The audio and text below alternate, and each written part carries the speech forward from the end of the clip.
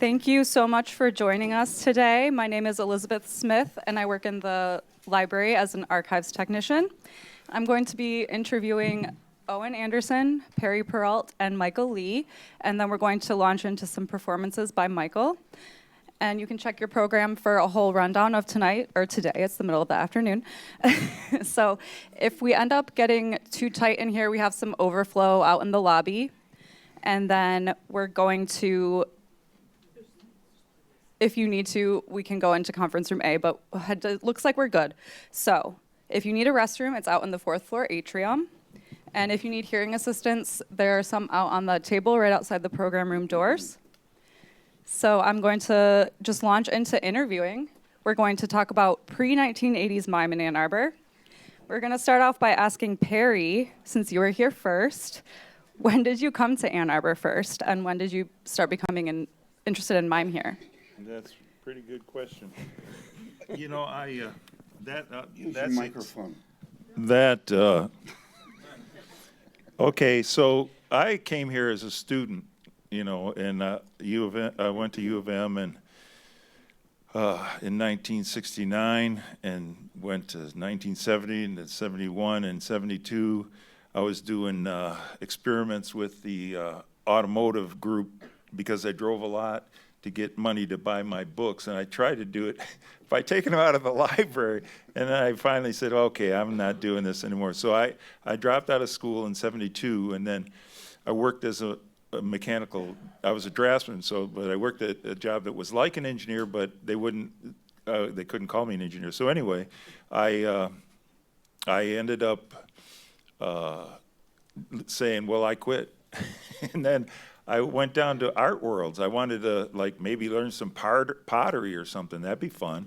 And so I got there, and there's this guy there, Michael Feliski, and he was doing mime classes. And so I went up and watched the mime class, and I ended up taking mime classes from him, and that would have been like in 1972 or 3. Mm-hmm. And then after you met Michael, what happened from there? You started a mime troupe at University of Michigan, is that correct? Yes, I have all this stuff written down on my phone, but because my brain works real good. Working with Michael Feliski, I took his classes, and then he held auditions. I also worked with some people from Magic Mountain Mime, with Chuck Metcalf, who the university employed for a while. And so I went to Michael's audition, and they said, well, I didn't know. They were working out. We used to always make use of the U of M buildings that weren't being used by anybody. So he said, why don't you do a piece? And so I improvised the piece. I don't even remember what it was, about a guy at a bar and a wallet got stolen. I forgot what it was. But anyway, then when I was done, they said, What a rare scene for you. So when I was done, they said, well, you passed the audition.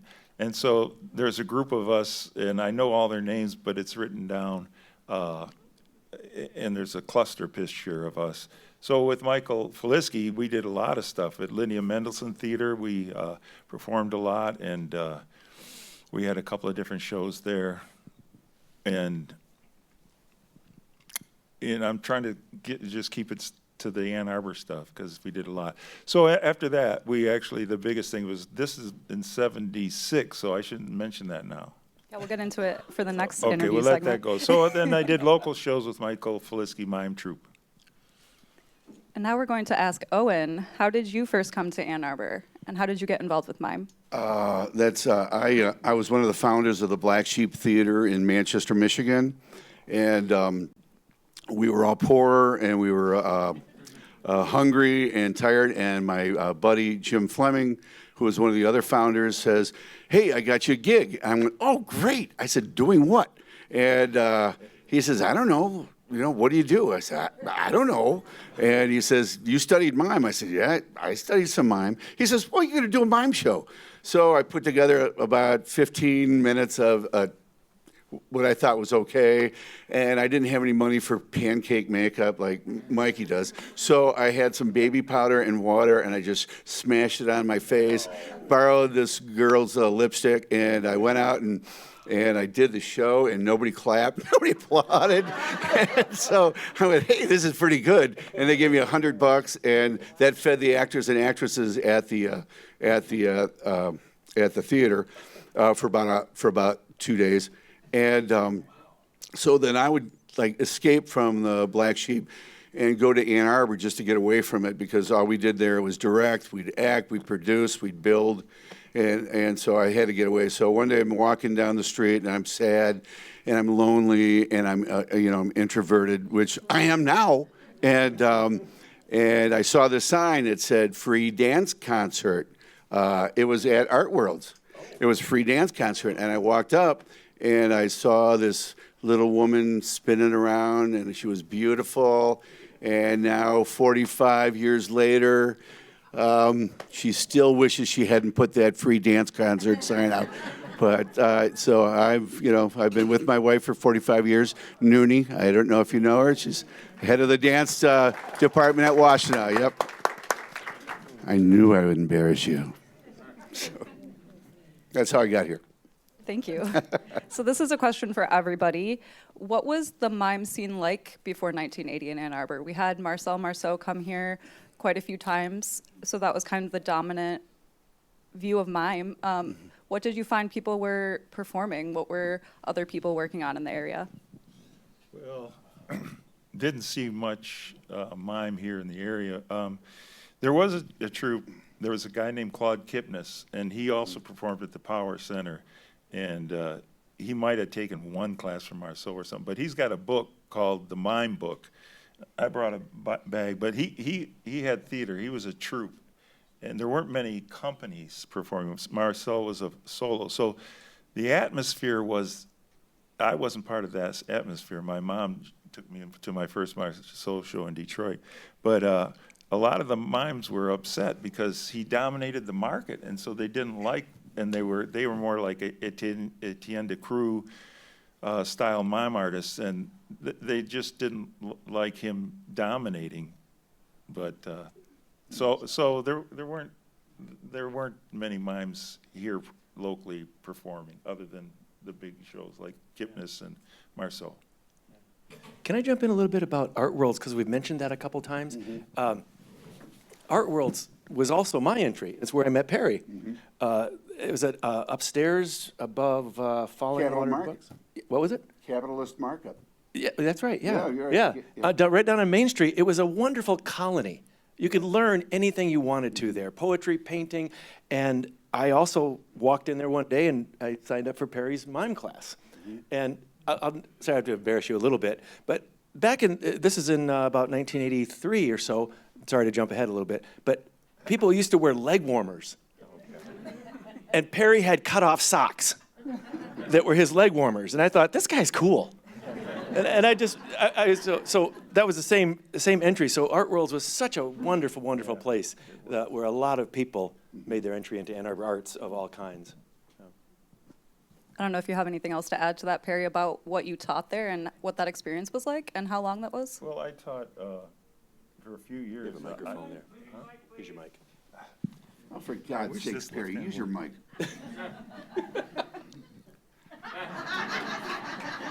No, so my classes, I taught basic gestures, how to pull a rope, how to walk upstairs, how to climb a ladder, and those types of things.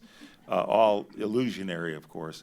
And so I had a beginner's course and I had an advanced course, and that lasted for a couple of years. And I used to have a whole pile of these tickets, the sign-ups, the registration slips, and there was like a whole stack of them. So there must have been, I'd say, in the hundreds of students I taught there. Wow. It was pretty cool. Mm-hmm. And Owen, did you have any experiences with Art Worlds? Yeah, I met my wife there. Yeah, other than that.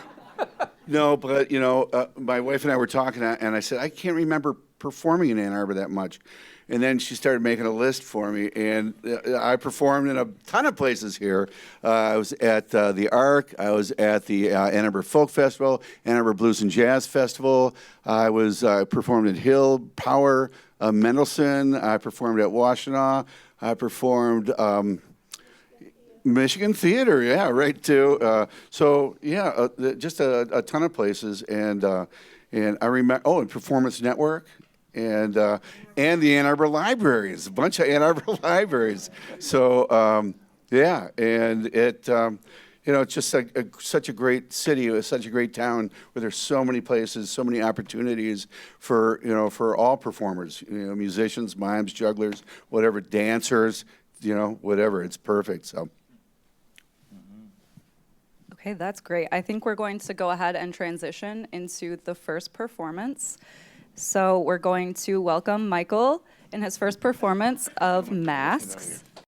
I get your bag. You guys are going to be down there, right?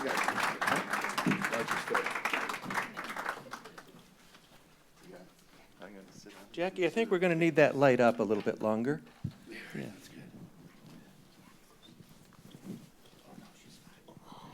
So a lot of what we have experience with in our training are different styles, and that's kind of what I wanted to share a little bit today. Besides Perry, there's been many other mimes from all over the world that have come through Ann Arbor. A lot of people remember Marcel Marceau, of course, but there was also a gentleman named Stefan Nijelkovsky that actually lived here for 3 years, and I'll talk more about that later. But he has a whole completely different style. This piece that I'm going to perform, called Masks, I took the inspiration before I saw Mr. Marceau perform a piece called The Mask Maker. And when I created this, and then I saw that performance, I was really glad that I had created it first, because I didn't want to copy. There's enough copying of what Marcel Marceau did already. And just as a side thing, that's where this idea of a wall comes from for mimes. Marcel Marceau did an amazing, beautiful piece called The Cage. It's very, very dramatic, and it's actually a tragedy. But unfortunately, a lot of people didn't see that, and so they say, oh, you're a mime, you wear whiteface, so you have to touch a wall. And now that I got that out of the way, no one will ever bring it up again in this room. Right? Okay, good, yeah. So I created this piece called Masks, and over the years, I've changed it. It keeps changing, which is really, it feels like a privilege to create a piece of art and continuously change it, because it was an example for me how to continuously assimilate the techniques that we learned into our work. And there's just one thing in this piece. I'm gonna put my makeup on like a clown in a circus, and one of the hands that we would learn to do looks something like this. And Perry, I'll give you a little quiz. Remember what that one's called? Poisson is a fish. Yes, yes. And it was, the actual name was the Hans Oriental. Oh, okay. I don't remember why, but croissant was one of that as well, right? And so Mr. Marceau used this hand position in a piece called Creation of the World, which I'm going to reference in my second piece. But I use this. I wonder, how can I use that hand? So in this piece where a clown is putting on his makeup, I'm feeling the texture of grease paint on my fingers as it's right there. And I just love this position. I teach it a lot still. And it's just wonderful to articulate our fingers in this way to create an image. So this first piece is about a circus clown with a problem. I just leave that one out there for a while. Circus clowns have problems. And it's called Masks.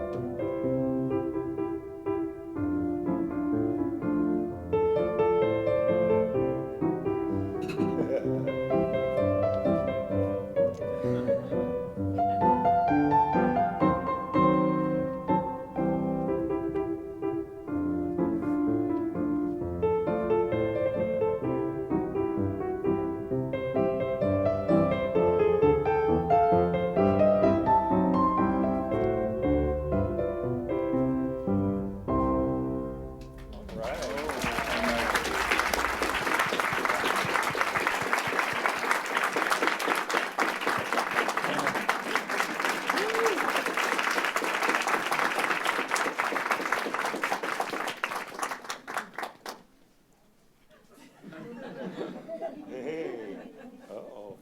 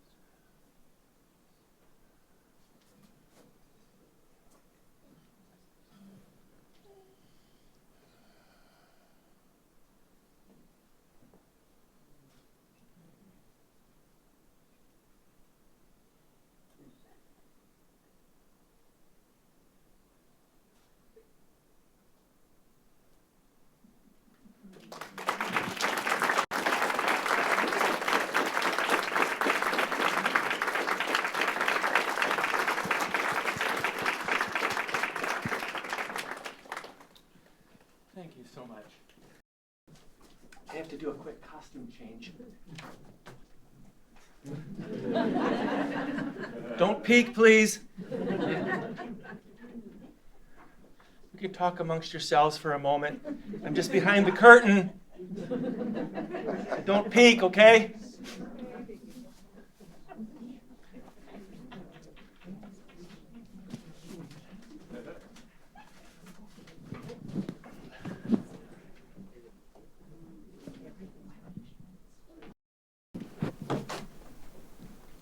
Could you see me?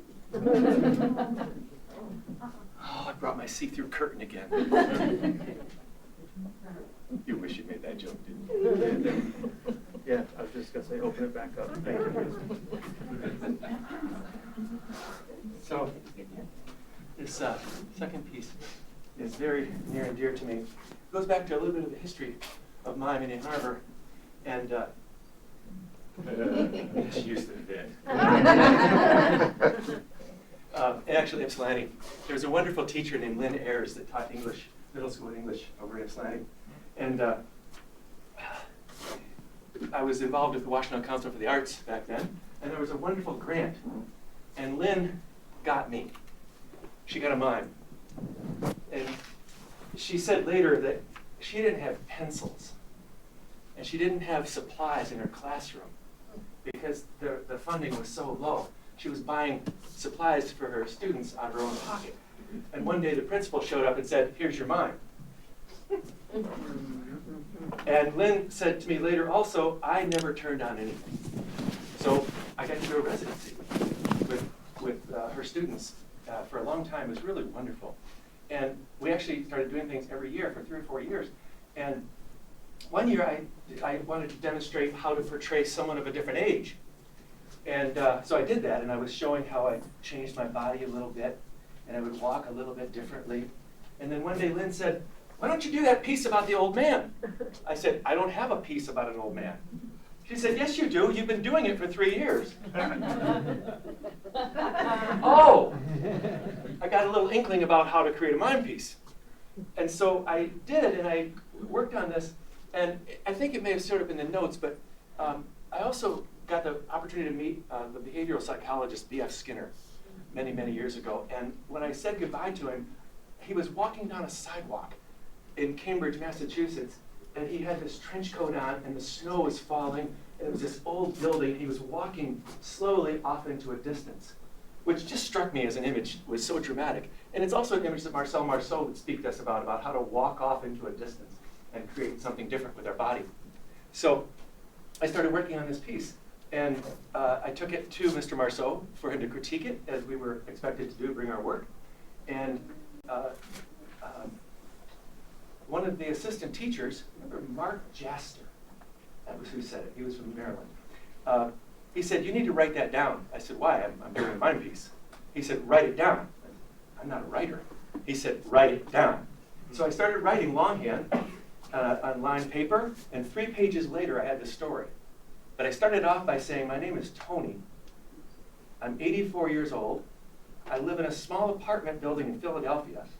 And I just kept going and going and going and filling in these details. So that's how this piece came about in the original idea of just writing it out and fleshing it out to find out that I'm playing a man named Tony. I've never lived in Philadelphia, but Tony does. And he's 84 years old. So this is called Remembrance.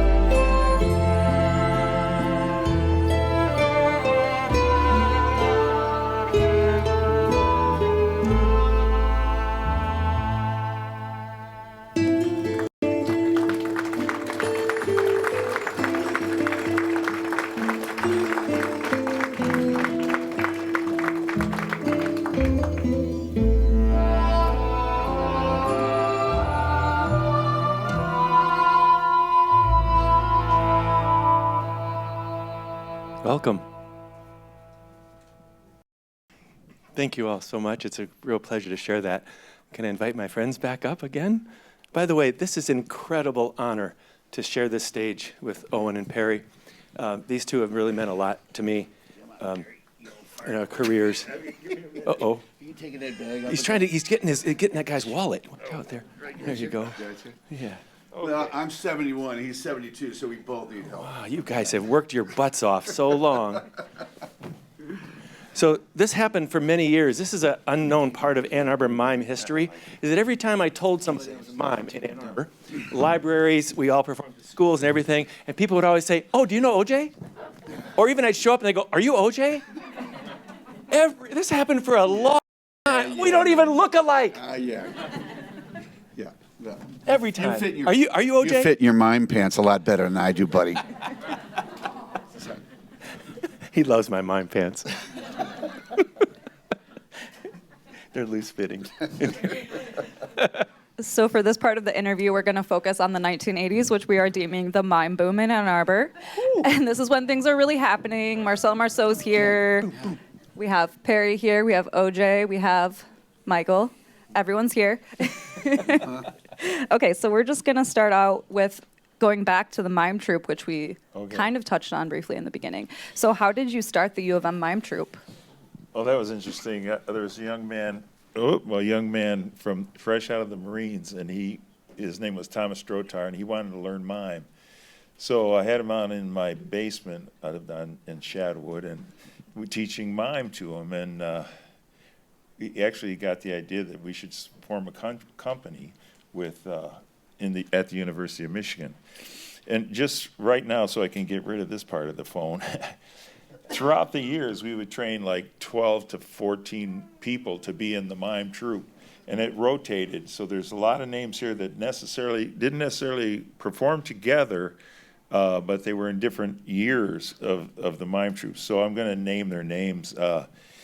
So there was me and Tom Drotar and Ann Zald and Lisa Sanderson and Bill Cash and Kristen Vandenberg, Miriam Kaplan, Matthias Schubert, Ann Wolk, Cece Loban, Kevin Scarrett, Larry Bean, Rick Cagio, Diana Clark, Glenn Clark, Jeff Lupovich, Mark Moverman, and Beverly Sade. So around that time, You missed 30 more names. Yeah. Okay, let me get there.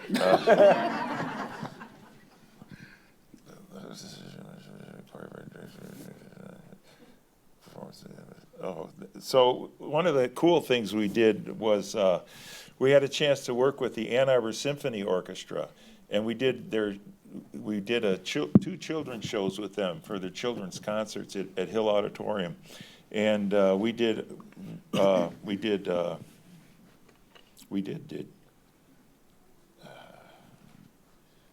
can't manipulate this thing very good. Okay, so I'm getting there. I'll just go from memory for that. So we choreographed Peter and the Wolf. We had like about 12 people in the company, so we could play all the characters and with the instruments, and it was actually choreographed pretty much note for note. I've never done anything like that in my life, and so that was the first chance at that. And then we came back again and did with the Ann Arbor Symphony Orchestra, and did Babar the Elephant. And for that, we cut out these big things. We had a big cardboard thing or a plywood thing of a bathtub and a car, and we would be in, Babar would be in the elephant, and we'd be doing the different scenes. They had a narrator too, which was kind of helpful. So that was kind of fun. And we also did our own shows.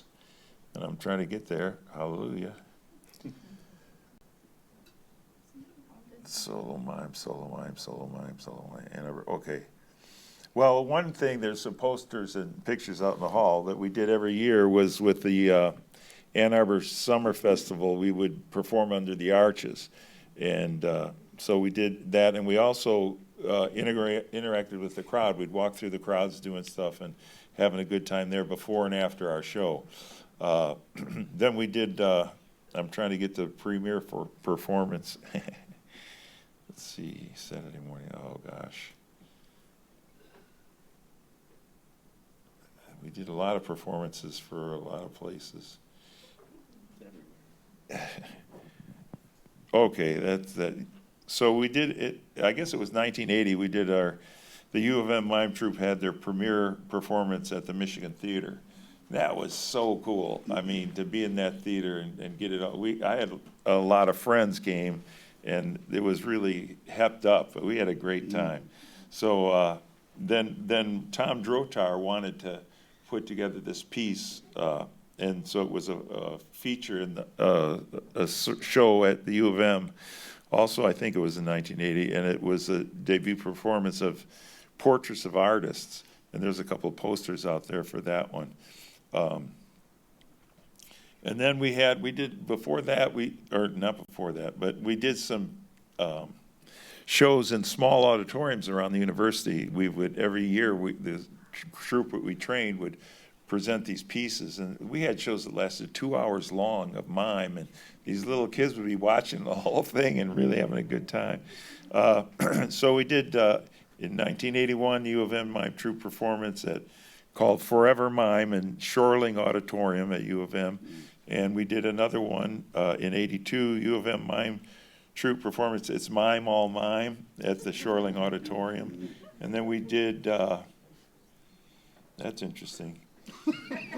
We did the U of M Mime Troupe performs for the Energy Administration, Michigan Department of Commerce, Michigan League National Community Energy Management Center. That was a big poster. Oh, yeah, I was there. Yeah. So I'm scrolling as fast as I can. I know we did some more small. Oh, this was fun. There used to be a group called the Ann Arbor Film Society, Silent Film Society, and they get together and watch silent films. It was a blast. But they asked us to perform at their annual banquets. So we did that in 1992. We performed a lot of, slapstick pieces. We had pieces about going to the theater and stuff. So that was good. And U of M Mime Troupe performed at the U of M Children's Hospital in a program called Caring for Kids. Mm-hmm. And this is an interesting one. Oh, my eyes are watering now. We performed a piece at a benefit for peace / a celebration of life presented by Strategic Moves for Peace and Jessie Richards. She was a dancer here in the area. And it was the piece we performed was called A Possible Potent Potential for Practical Peace. So it was at this peace benefit, and it was all worked out. We had this long piece of red material. It was like 20, 30 feet long. So the whole piece revolved around that, and in the end we were, celebrating our peace by dancing around in a circle. But that was fun. And then, so that's probably it for the mime troupe. I should mention also, in the same time period, I did a lot of work with a woman named Lisa Gottlieb, and we did a lot of little mime shows for schools and for the Flynn Institute of Art. We had some of the poster signs that you hold up. She had a great piece called Slapstick, and another one called The Meal. Mm-hmm. Slapstick was, we just did a lot of slapstick stuff. The guy takes his hat off, and the other person puts their hand out, and then they keep switching back and forth. We used to do that. And then you get in a rock and roll fight, and then one person lands with their feet up, and then you play the piano on their toes. Mm-hmm. So it was really a good slapsticky piece. And The Meal was, I was much bigger than Lisa, so she would get behind me, and I would sit in front, and we had two pairs of hands for The Meal. Your hands would come through, and we just do this whole bit about different things that happened during the meal. So I wanted to mention that. There's some other things that happened that without the U of M Mime Troupe in connection with the Ann Arbor Summer Festivals and Marcel Marceau, but I can talk about that later if you want to go to somebody else. Yeah, we can all just jump into the summer festival if anyone else wants to comment on their experiences with that, because I know it was a big thing in town, and Marcel Marceau was the face of the first summer festival, so it's kind of a big deal. Mm-hmm. So what do you think, Michael? I was just reading about this recently, how Mr. Marceau came to be that headliner, and I believe it may have been in the information you have. there was a specific French theme, I believe, to one of the early festivals, but Marcel Marceau was the headliner for the first two. And it may have been like around '83. It's the first time I saw him perform as well. It was, what it said to me is that the Ann Arbor Summer Festival, just getting started, was bringing in world-class talent. And it really set the mark high for everything else to follow. Is that, you know, Gail Rector was the man who was the president of the UMS, and that's who brought in Mr. Marceau in the first place. But it just said to me, this is really going to be an amazing festival.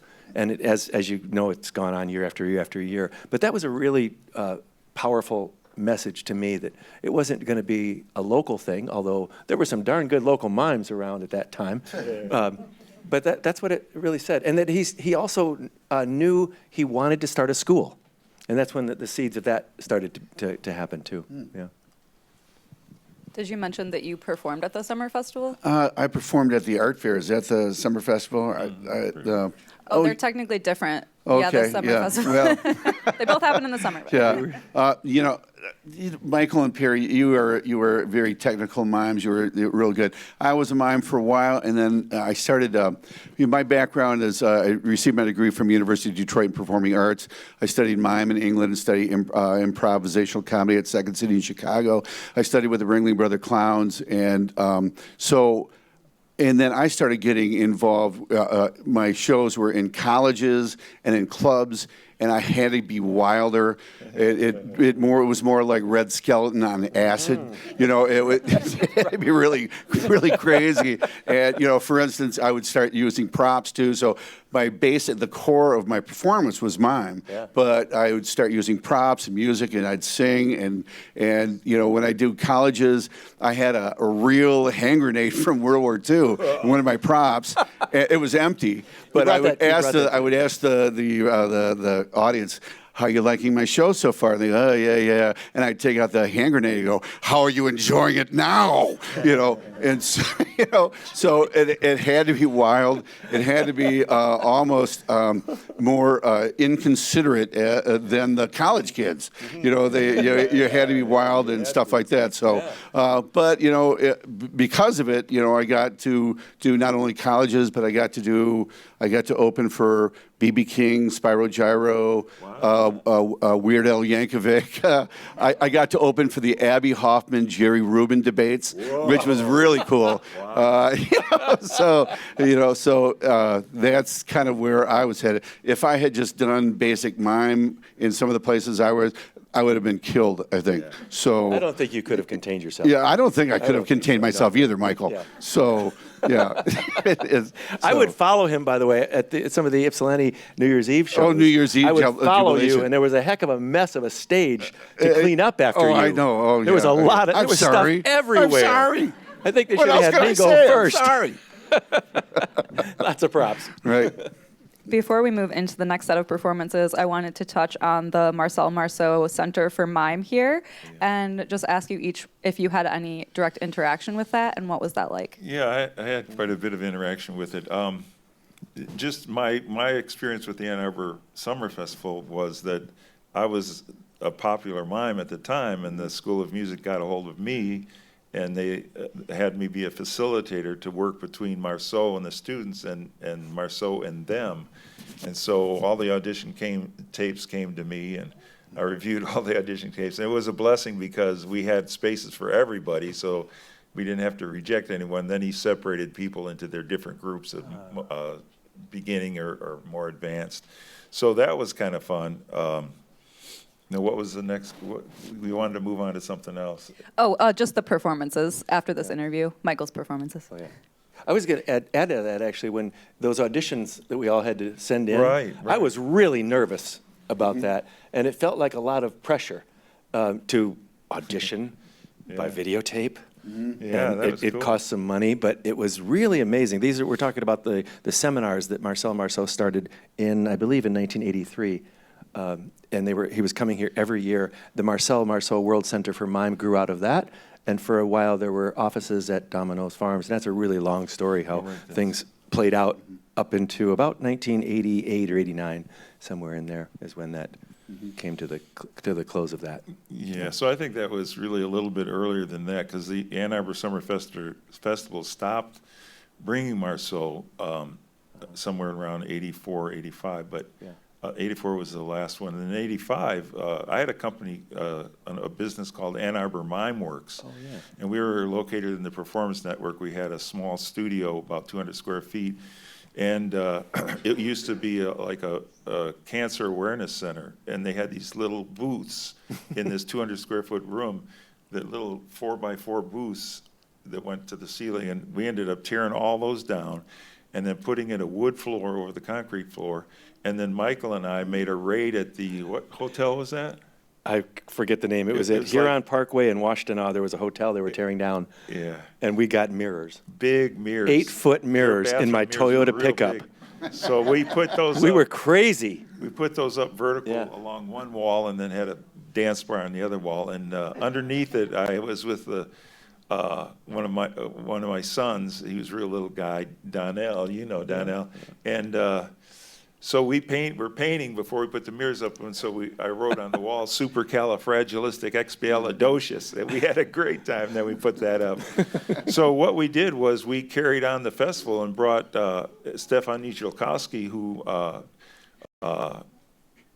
Michael just mentioned a little while ago, but we brought him from Philadelphia and did our own Ann Arbor festival, summer festival. It wasn't the Ann Arbor. Well, anyways, anyway, it was here in Ann Arbor, and we did things out of the. It used to be in the. Dance gallery. Yeah, it used to be in the Freeze building, which Oh, yeah. there was The a theater True Blood in there. Auditorium? The True Blood Auditorium? Yes, it True was. Blood, yep. Yep. So that was good. So we brought Michael, Stefan, we brought in then. Stefan Nijelkowski, and he brought his mime company, and they did performances in Detroit and as well at the Performance Network in Ann Arbor. So that was good. Okay. Freeze Building was the old high school. Yeah. Yeah, the old high school. And the Ann theater Arbor. was there was a space in the basement. Yeah, the black box. Yeah. Yeah. That's it. Yep. Okay, I think that's all we have time for 1980s. I know we could go on forever because so much happened during that period. Let's go to 1990s. No. That'll be next. So we're just going to turn the stage back over to Michael. Thank you. All right, thanks, guys. Don't blow it, Mikey. Okay. Hope I'm good.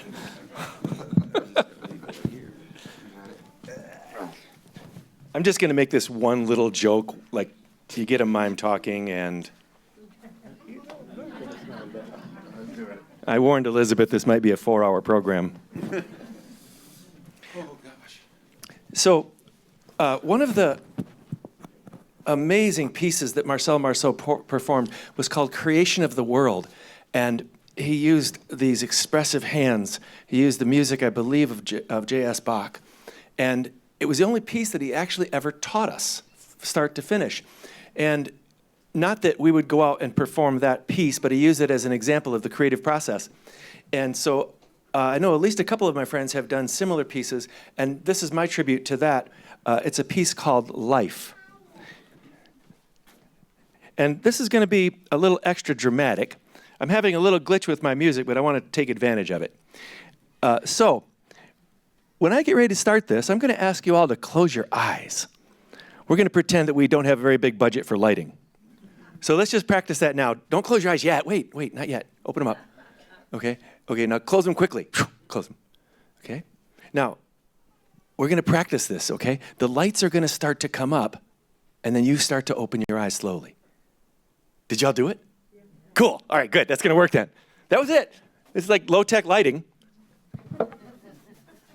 But I need you to do it to make this really be extra dramatic. I hope it's dramatic. Okay, so close your eyes. And this is called Life.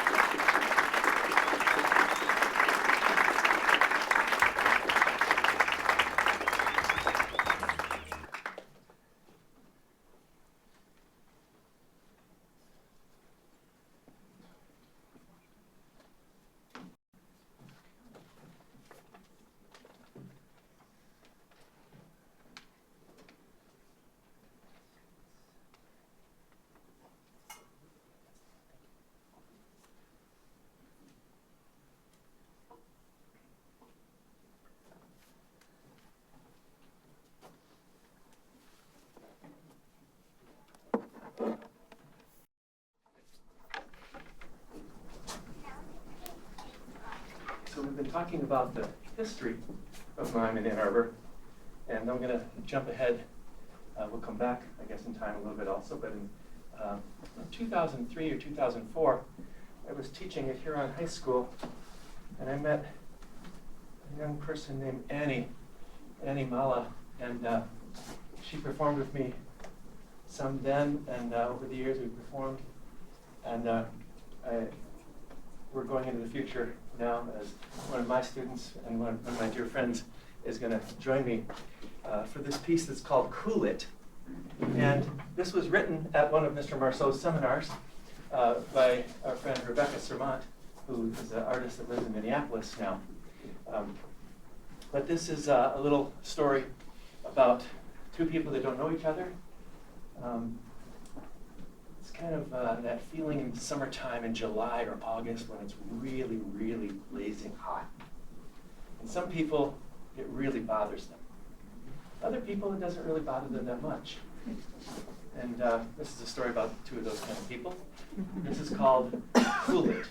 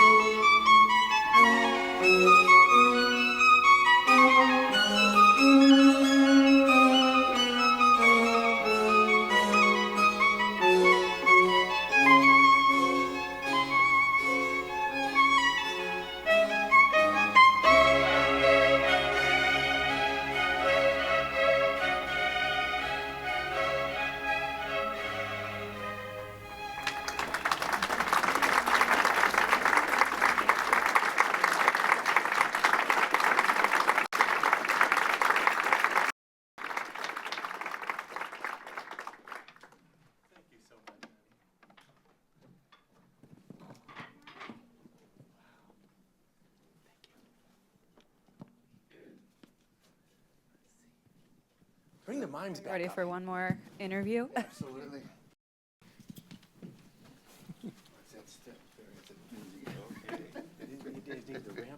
That's nice. Kind of like an AI mind. Yeah, kind of. You. Thank you. Artificial intelligence. Oh.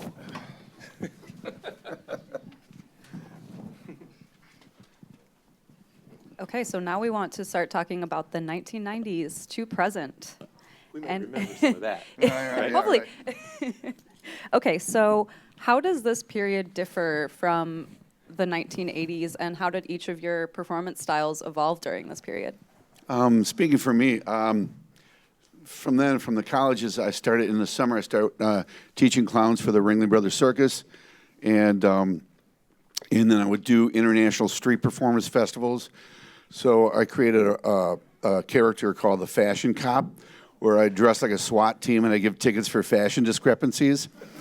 And I had flashing lights, and I had a siren, and I'd have a big wad of tickets, and I'd pull people over right in the street.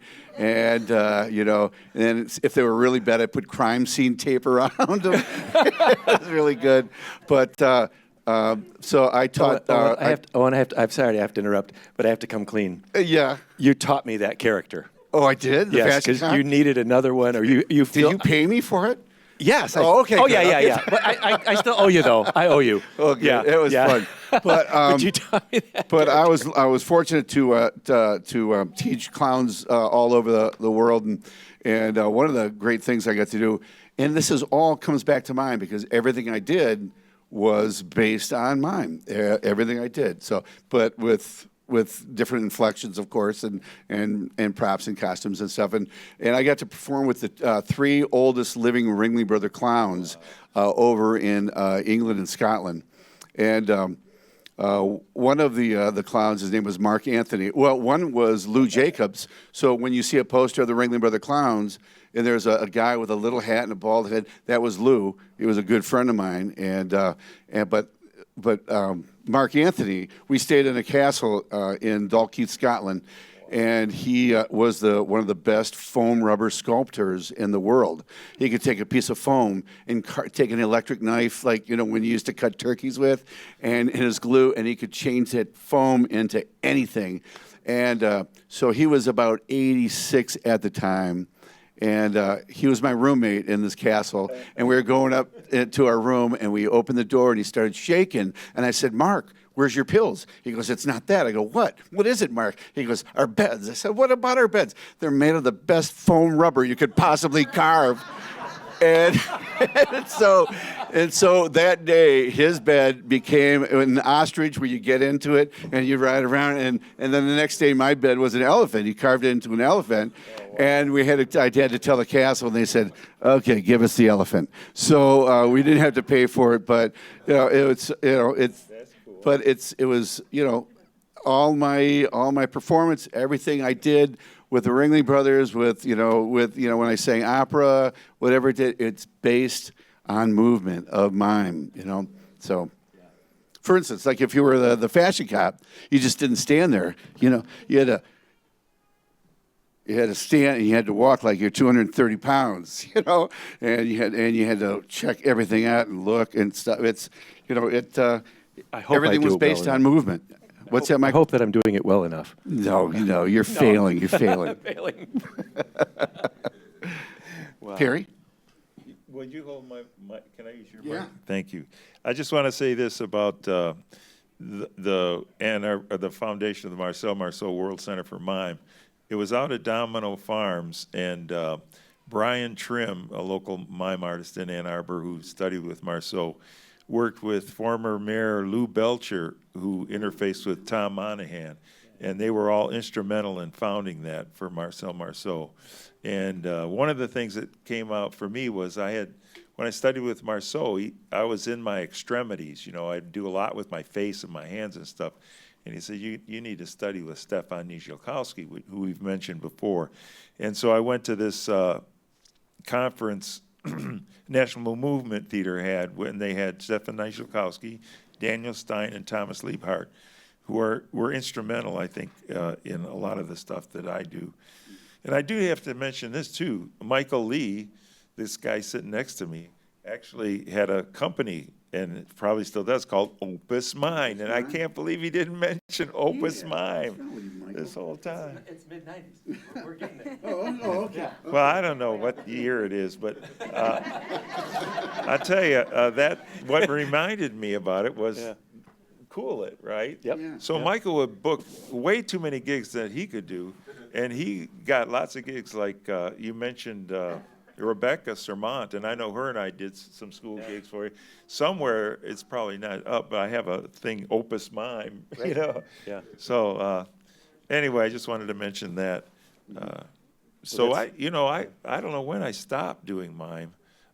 You never stop. Oh, that's right. In the 90s, I was, I'm a born-again Christian, and we did mission work, and I did mime, right? So we went all over South America, Peru and Ecuador and Colombia. I took my 13-year-old daughter to Colombia just after the time when they had those kidnappings and stuff.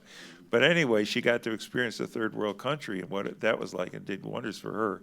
But we did mime. We had medical workers who came and they did medicine. And while all the people were in the villages were lined up, I would go up and down the lines entertaining them with improvisational mime. So that was a lot of fun. It opened a lot of doors for me. We also went to Thailand and all over Thailand and the Philippines, which is a little bit farther out than Ann Arbor. So I guess I'll stop there. Yeah, but mime is translated to all languages. So, Oh, yeah, and that all was cultures. that was the thing with the mime troupe, Michael Flisky's mime troupe. I didn't really talk too much about it, but we went. We were invited to go to the Festival of Fools, which was in Amsterdam, and we went with who got us hooked up with it was Friends Roadshow here in Ann Arbor. Django the Clown and I forget what the name of their company was. I have it written down, but I can't pull that out again. So, but Friends Roadshow. So they got us hooked up, and we went over there with Michael Flisky's mime troupe, and we actually were on a private jet with some ecumenical priests who were going to a conference of some kind. And so we get up in the air, and then everybody started pulling out. Like the council guys were doing drinking stuff, and we were smoking whatever you smoked in those. And it was crazy. I mean, it was a great, good mime act. Oh, yeah, right. So, Ecumenical. so when we got there, they changed our name. I got some programs and stuff. I have some information stuff I can, if anybody's interested, but they called us Mime Troupe of America because they didn't like it just being Mime Troupe. So we were Mime Troupe of America. Mega? No. Oh, no. Okay, no, it's not. And so for Michael Flisky and all those folks, somebody talk for a minute while I look that up. Well, I'd jump in there. The mid-'90s is when we founded Opus Mime. That was my company that I started. And I kind of came full circle. Is that when I auditioned to study with Mr. Marceau, and then I got to perform with Perry, he didn't mention that I followed him around for a couple years, and I was like a fly.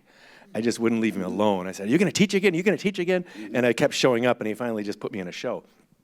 And so in 1995, I founded a company called Opus Mime here in Ann Arbor, and then I started hiring him.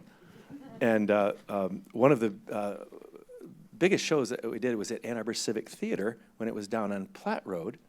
And I did a passion play for a number of years, and Perry and I worked on that. We had 24 actors playing 36 different characters, and it was a full-length passion play that we did during the Lenten season. Should I tell him who you played? He was the greatest Judas. You always play your opposite, because Perry is such a kind person, and I don't just say that because he's sitting here, but he got to play some pretty powerful stuff, so we did that for a number of years. We played that. We would actually go off to churches in other places around Michigan and actually in Illinois, also Chicago area.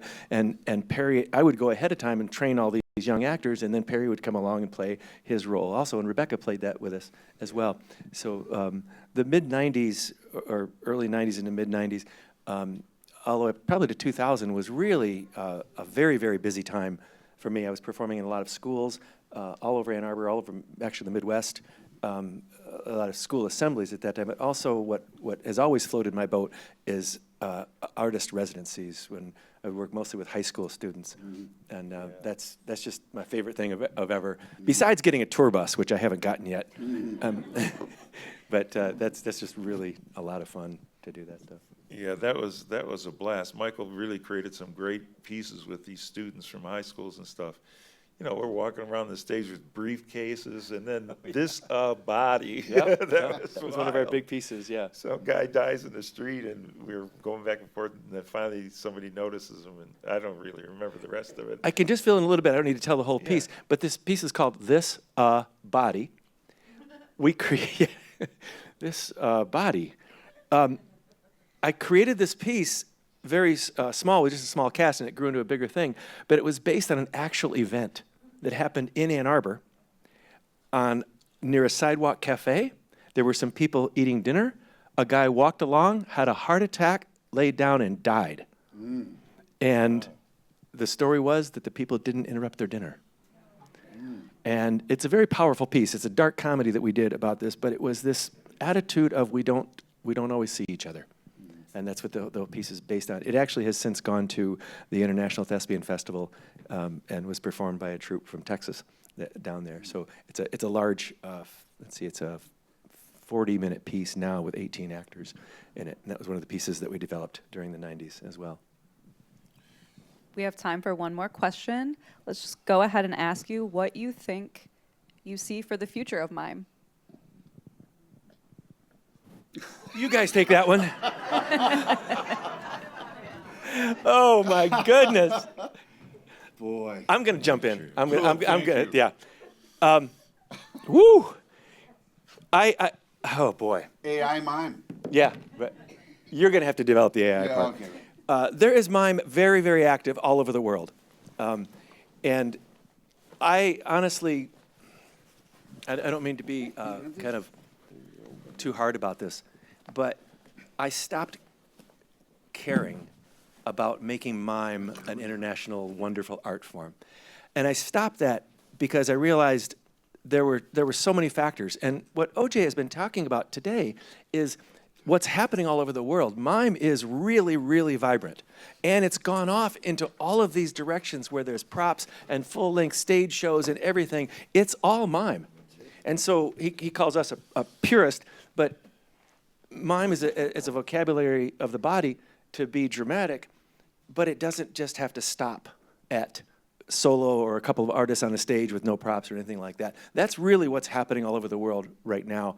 And I just found, for me, I wasn't going to probably travel the world doing it, but I decided to just work on being the best artist that I could, and creating a body of work that hopefully will be used in some way. I'm performing pieces that Perry and I created. We did that piece called Shadow Play that I am still performing, by the way. The only piece Perry and I ever created, and he plays my shadow. And we had so much fun because we never rehearsed until we had a gig. And it was like starting over. We laughed. Well, how's this go? How's this go? How's this? We were so terrible at documenting this. And now, if we tried it now, it would probably take us 3 hours to figure out the parts to it. You know? So you steal things from Perry. You Yeah. steal my fashion cop. Yeah. So you're like a thief. Yes. You notice the theme here? That's what I liked about right? you, Mikey. These are my elders. I might as well steal from them. By the way, I wasn't sure I was going to tell you this. Right. I stole OJ's car one time. Oh, cool. You remember this? Yeah. Yeah. I did walk home. Yeah. Yes, you did. I saw him talking to somebody on the street. He jumped out of his car, left the door open, and left the car running. I mean, what could happen? Yeah. And so I just You happened to be did. walking along. Yeah, you weren't joking. That's I wasn't right. joking. I remember that. Oh, okay, right. It was down on First Avenue, and I jumped in and took off. Oh, that's good. I wasn't sure how soon I'd come back. Never did see that wallet again. It was a Subaru. Oh, I do yeah, remember right, that. That's all I drive. I did steal your car. I stole his material. I stole your fashion cop. Yes, I'm a thief. Good. Is this helping you at all in this? Absolutely. All right, so we are going to turn the stage over once again for the final time to Michael. Thank you so much. I'll set up for something. Let's just be real quick. gonna So read you every asked one of about these the books. future of mime, and so that's all out there. That's all you watching that get inspired. But Michael said to bring some stuff, so there's this good book called Movement for the Performing Artist. The Mime book. I had that Mime book book. by That's a all great- had. That's Claude the best. Kipnis. And then Every Little Movement, who's that by? Here, hold this. I'm going to put the books back in the bag. Ted Sean. Yeah. Ted Can you Sean. hold this? And then Yeah. The Mime by Jean Dorsey. And this is a good one. This is going to look like OJ's stage. Yeah, right. Where'd my, I get two microphones. you have to hold it Oh, for oh, me. I'm sorry. So this one is Agnes Enters on Mime. Very good Wow. book. She's I an might wanna actress. steal that one. Mikey, hand me those books. I'm gonna put Okay, this I'll book be over while here. he's talking. And this one, this one is written. I wish I could hold it. Hold it. Catch me later. Okay, good, For good. God's Oh, sorry. I'll Sorry. try and hold this one. So I knew this would happen. So this one is just good one. It's all about the clowns. And you might like Never that read one. it. In this one, we talked about Michael. Oh, yeah. Stefan. Michael Nijakowski. No, Stefan Nijakowski. It's called Beyond the Word, the World of Can I Mind. hold that one up, please? Yeah. It's really good. So Stefan wrote this book while he was living in Ann Arbor. While he was living in Ann Arbor and teaching okay. here over 3 years. There's pictures in here from the original Performance Network. So all of the photos in here were taken at the old factory building, which is now the Y. That's where the Performance Network was. All the photographs. So if you get a chance, take a look at this out I here. hope he didn't wear this on Main Street. Well, yeah. Okay. I have that book also, and I just told my students recently to get it because I found it like 5 years ago. It was like $3, at a used bookstore. So my students went out to look for that book. $800 now. It's out of print. It's a very rare book, and it's a brilliant book. And I'm going to check Excuse my me, you bag stole my before I microphone. leave. Right? More proof. And the last book I got here is called Mimes on Mining by Barry Rolfe. Yeah. So they'll be in my bag if you want to get the names. If anybody wants to go out to dinner with me, I got OJ's card. Oh, there's another. Just carry that to my All seat. right, Mikey, tear him up. All right. Sorry. Thank you. Oh, do you want this one back? Yeah. Yeah, here, put it in my bag. Is this the $800 one? No, that's the $600 one. That's the one I want. Steal the bag. Okay. Everybody give a big round of applause to Perry and OJ.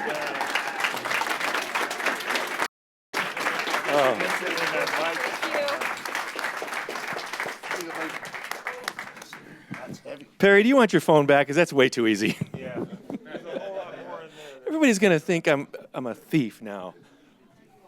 Oh, okay. I'm a thief of hearts. I love these guys. You guys, you've been in my life for so long, and it's just so precious to be here with you. Okay, so I've got to get this one ready. This takes a little props inspired by Owen. Let's see here.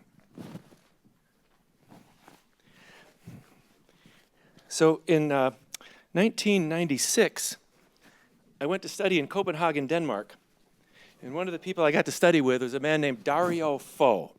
You get extra points if you know who Dario Fo is.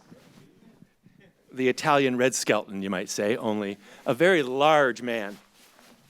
And he won the Nobel Prize for Literature a couple of years after that. And I was training with him. And, I'm actually not going to tell you that because it might change the piece. He was a very talented man, and it was a pleasure to study with him, but he inspired what I'm about to show you now. But can we have the house lights up now, Jackie? I just need to check. Does anybody here speak Italian? To everyone else, I apologize for what's about to happen.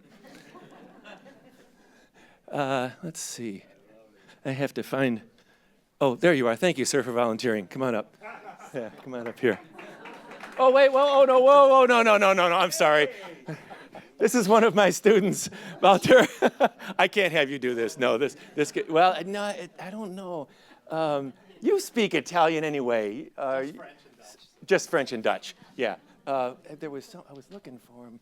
Oh, there you are. That's right. There you are. Thank you so much for volunteering. Come on up with me. Would you know what? He would probably be better, wouldn't he? Yeah. Come on up.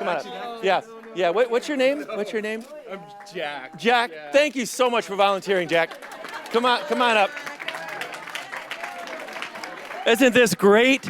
Okay, Jack, this is going to be so cool. You're going to be like a star. in 100 years. See, you know what it is? This is being archived or videotaped. So people in 2020, 2000, sometime in the future, people are going to be able to see this. You're going to be on it. Okay? This is cool. Yeah. Okay. So Jack, come on over here. And let's do a little check on that first. Check 1 2 1 2 1 2. Great. Wow, he's got a great voice, doesn't he? Cool. Okay, so Jack, here's your costume. Okay. Let's put that on. I'll get mine on too.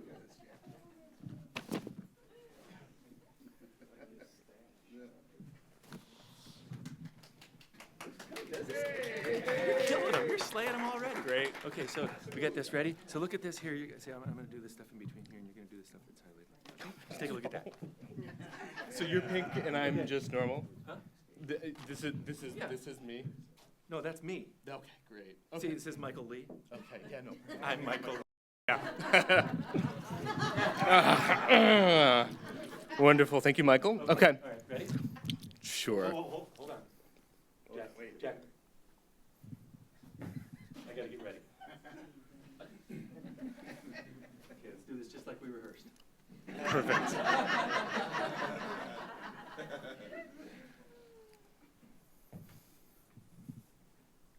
Hello, my name is Jack Ant. Okay. We had eyes. Yeah. See this part here? Yeah, it's in highlight also. Okay, perfect. Thank you, Michael. Thank you. The greatest pizza maker in the world. Hello, my name is Jack Anderson. I am a professional interpreter of the Italian language. Tonight, I will be interpreting for our special guest. Greetings. I am Antonio Spagoloni, the greatest pizza maker in the world. Spigolatone. Spigolatoni. No. Spigolatone. Spigolatoni. Now that me Papa has a passagramion. Now that my father has died,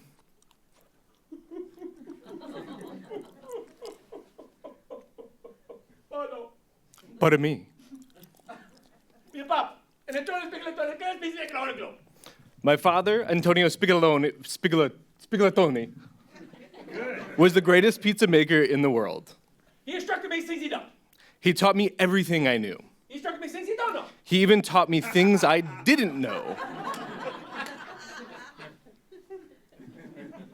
Mi Papa. Era curando more for a cosino, for a liver, for me mom. He had so much love for food, for life, and for my mother.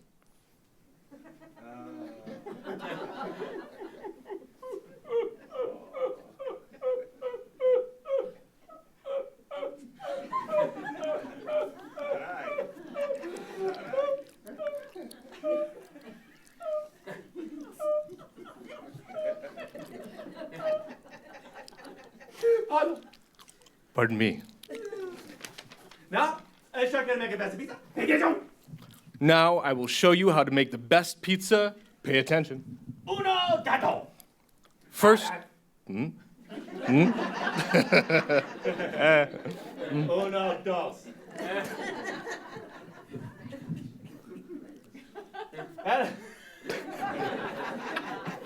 A la mucha.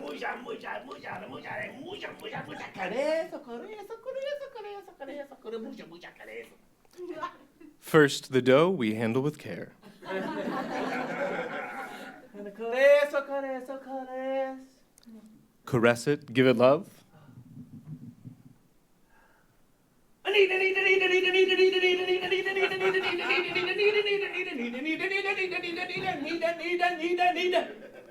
Give it more love. Nida. Kneading the dough. Voila! Amore moi. Love.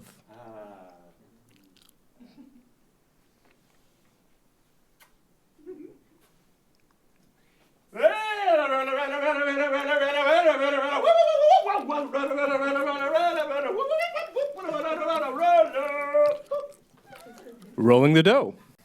Amore moi. Give it more love.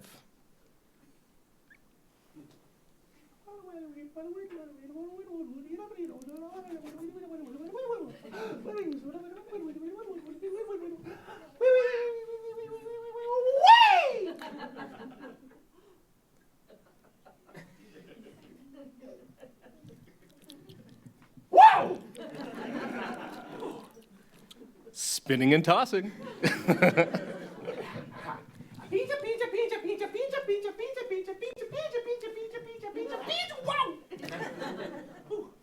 Pinching the edges. An amore, moi. Amore. Moi. Sauce. Amore, moi. Love. Love. Love. Give it more love. Elle sotto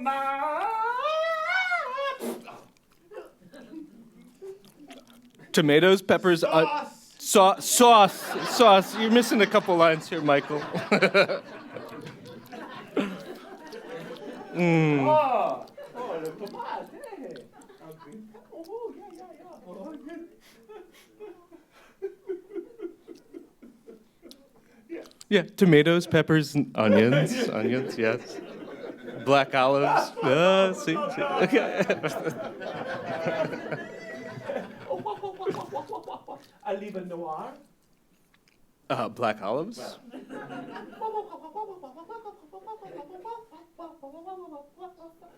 I leave a green. Green olives.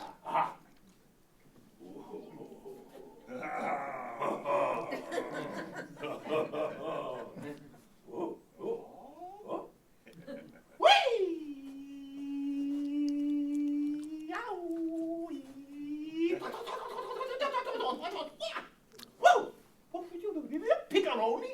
Pepperoni. Voila.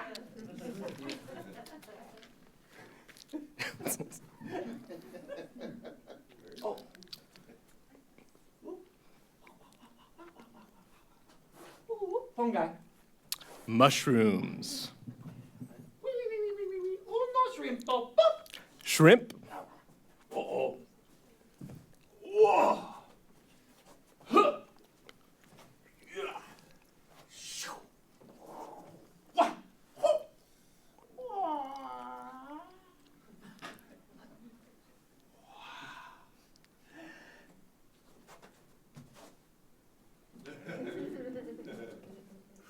Wah, wah, wah, wah, wah, wah, wah. Wah. Whew.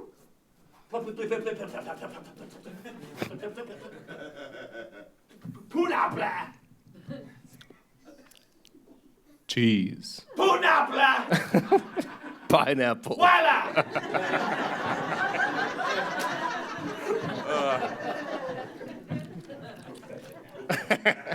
Formaggio, ricotta, a parmigiana, mozzarella, American.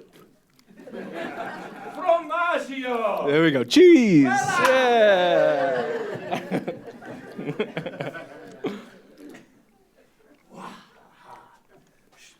Whoop. Shapa. Shapa-doo.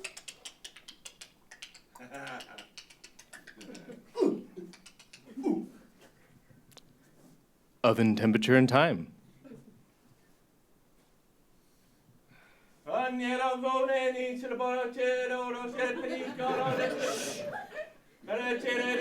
Pizza.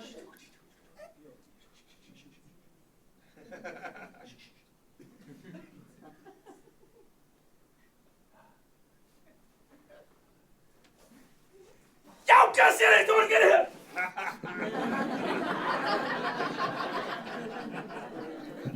No.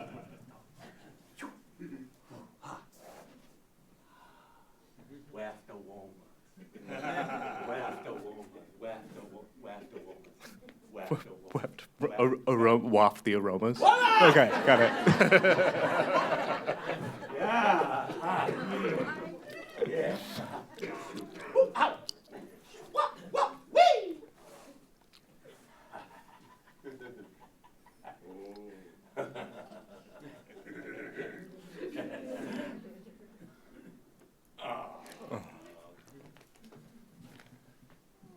Cutting and sharing.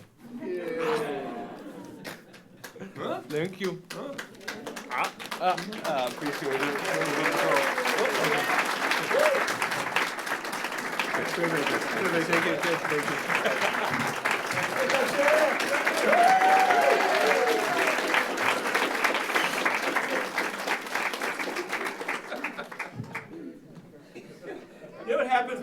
performer comes out in the audience, and you're going, pick him, pick him, pick him. That's how you get picked.